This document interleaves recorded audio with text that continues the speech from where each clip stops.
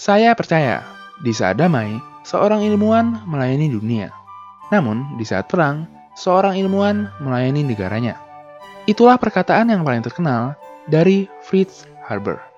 Fritz adalah seorang ilmuwan yang penemuannya berhasil meningkatkan produksi pertanian secara signifikan. Berkat penemuannya, umat manusia terhindar dari bencana kelaparan, bahkan hingga sekarang. Sekalipun demikian, pada tahun 1914, terlepas dari segala kemajuan yang dimiliki oleh umat manusia, Perang Dunia Pertama tetap akan terjadi, dan Fritz Haber akan segera menemukan pekerjaan barunya. Pada abad ke-20, negara-negara maju di Eropa sudah begitu terhubung satu sama lain, yang membuat terjadinya konflik seakan menjadi sia-sia.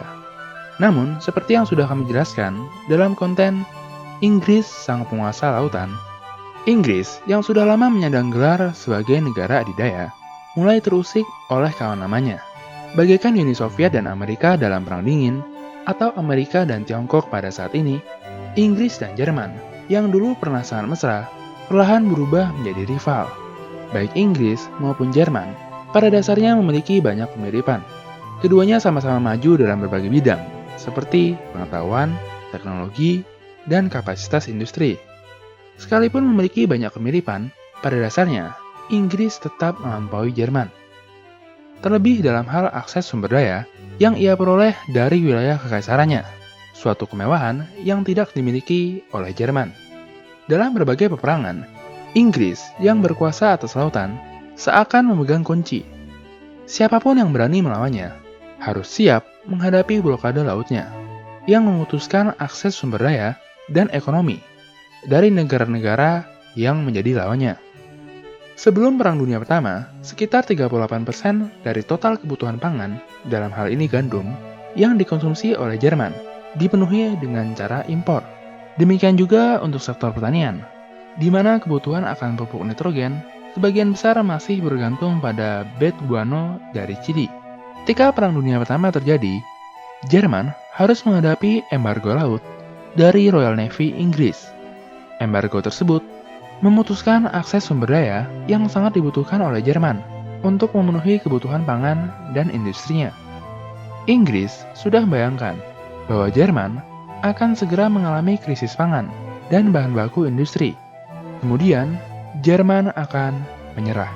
Kalau dipikir-pikir, serem juga ya rencana yang dipikir sama Inggris ini. Namun, sejarah berkata lain. Akibat kemajuan iptek serta berkat penemuan dari Fritz Haber, Jerman mampu menggantikan berbagai kebutuhan pangan dan militernya. Karena, selain untuk membuat pupuk, Haber proses ternyata dapat juga digunakan untuk memproduksi bahan peledak dan amunisi. Setelah pertempuran berlangsung cukup lama, kedua pihak sama-sama terjebak dalam perang parit. Jerman sadar, ia tidak mungkin menang dalam perang Atrise dengan sekutu.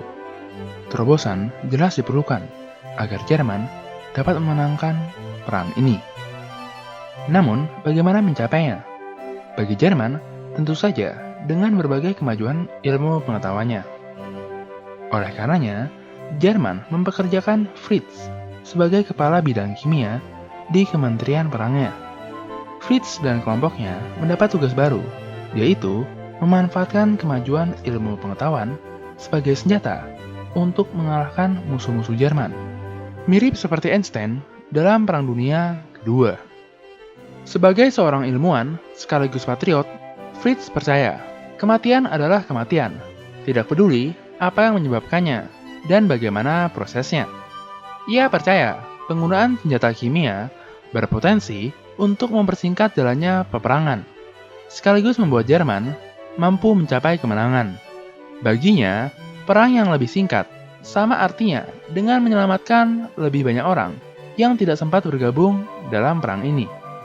Pada awalnya, Jerman justru kesulitan dalam menemukan perwira yang mau mencoba senjata itu.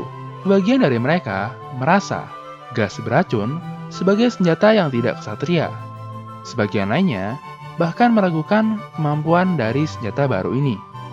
Namun, pada pertempuran Yip yang kedua, di bawah pengawasan Fritz untuk pertama kalinya, sambil mengucapkan kalimat Tuhan menghukum Inggris, Jerman menggunakan lebih dari 150 ton gas beracun di front barat. Dalam pertempuran itu, sekitar 70.000 pasukan sekutu menjadi korbannya. Elmer, seorang tentara Kanada yang berhasil selamat dalam serangan ini, menceritakan bahwa gas klorin akan menyebabkan korban merasa tenggelam. Hanya saja tenggelam di darat.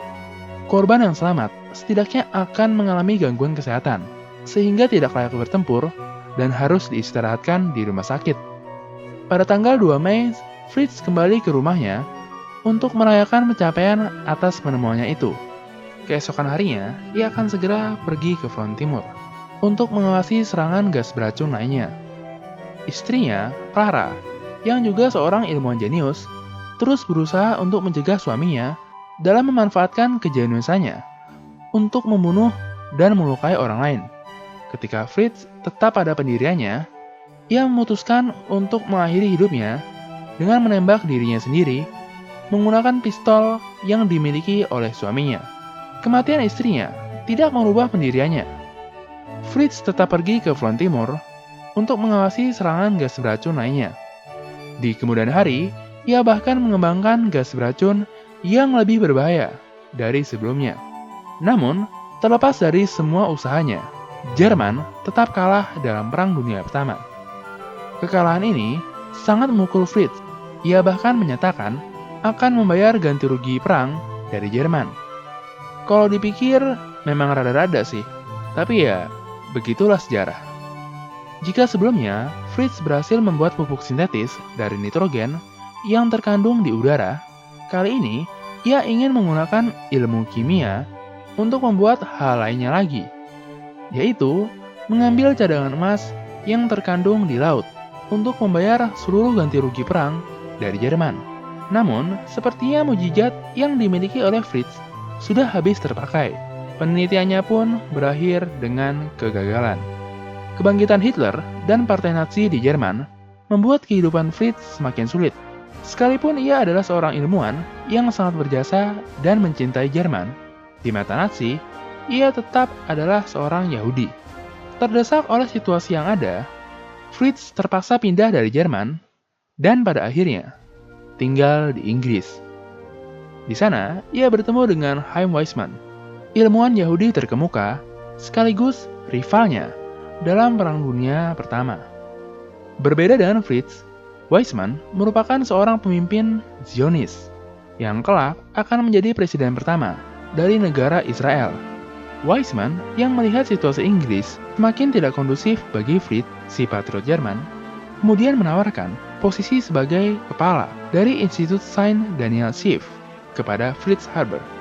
Fritz menerima tawaran tersebut, namun tidak lama setelahnya ia meninggal di Swiss karena gagal jantung dalam perjalanannya menuju Israel. Kisah tragis dari Fritz Haber mungkin membuat kita berpikir bagaimana ia dan berbagai penemuannya telah berhasil menyelamatkan begitu banyak orang. Namun, di sisi lain, penemuannya juga digunakan untuk membunuh banyak orang, termasuk bangsanya sendiri. Sains itu netral, tergantung bagaimana manusia mempergunakannya. Sama seperti alkohol yang dapat digunakan untuk mabuk-mabukan atau keperluan medis, kematian, atau kelahiran. Jadi menurutmu, apakah Fritz Haber memang pantas untuk menerima hadiah Nobel? Mari kita diskusikan di kolom komentar. Hai, bantu kami dalam memproduksi lebih banyak konten sejarah dengan mengklik tombol subscribe. Dan jangan ragu untuk memberikan saran, komentar, atau pertanyaan. Terima kasih.